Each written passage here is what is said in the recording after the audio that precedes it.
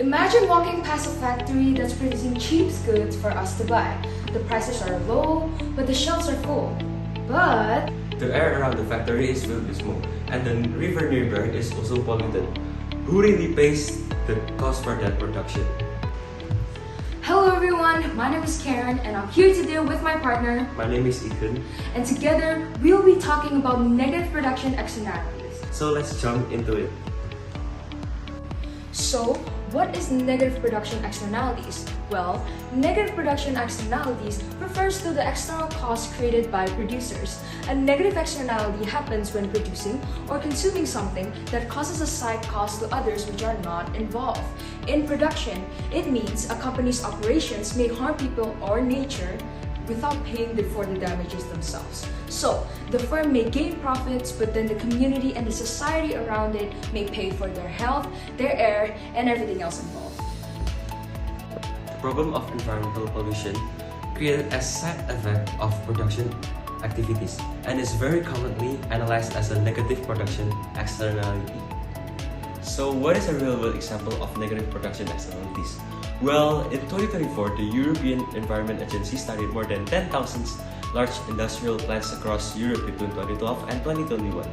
They found that industrial air pollution created massive external costs ranging from 2.7 to 4.3 trillion euro over that decade. These costs came from the damaged health, ecosystems, climate, and infrastructure.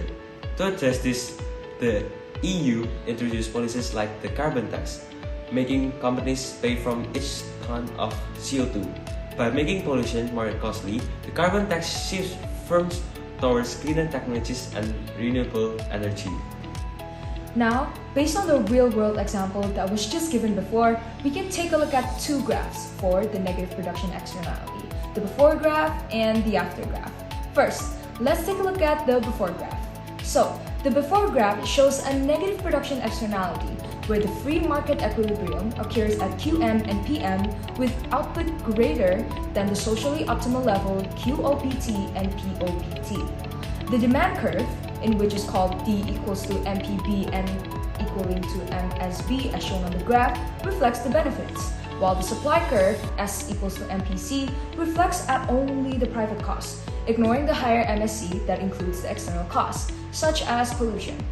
So, as a result, overproduction occurs, and the shaded triangle represents the welfare loss, in which is the deadweight loss to society because the social cost of production between the QOPT and the QM exceeds the social benefits. Now, let's take a look at the after graph. So, this graph shows the effect of a carbon tax in which addresses our air pollution case in Europe, as mentioned before. Initially, the market equilibrium at QM and PM ignored all the external causes, leading to overproduction and welfare loss. But with the carbon tax, the supply curve shifts upwards from the MPC to the MSC1, equaling to MPC plus tax. It reflects the true social cost of production. So as a result, the output decreases from QM to somewhere between QOPT1 and QOPT2. And the welfare loss seen earlier is now removed. In evolution, governments try to deal with problems like pollution, which we call negative externalities. They usually do this in three main ways. The first way is through tax. For example, a carbon tax makes companies pay money when they pollute. If it has cost them more to pollute, they will try harder to find cleaner and greener ways to do things. The second way is regulation. This means that the governments set rules and limits. For instance, they might say a factory can only release a certain amount of smoke, or they might require special filters to remove the waste.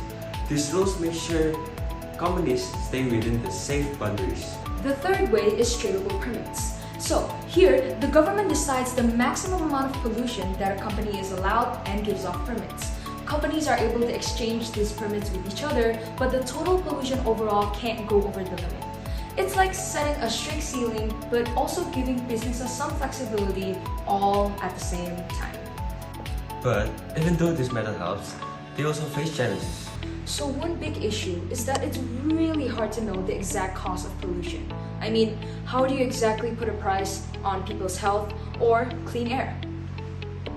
Tax can also raise production costs, which might make local companies less competitive compared to others. And with regulations, the government needs to keep checking if the companies are following the rules, which can be expensive and difficult to manage. So, in conclusion, negative production externalities occur when production harms third parties and creates costs that are not reflected in the market. And this leads to overproduction and market failure.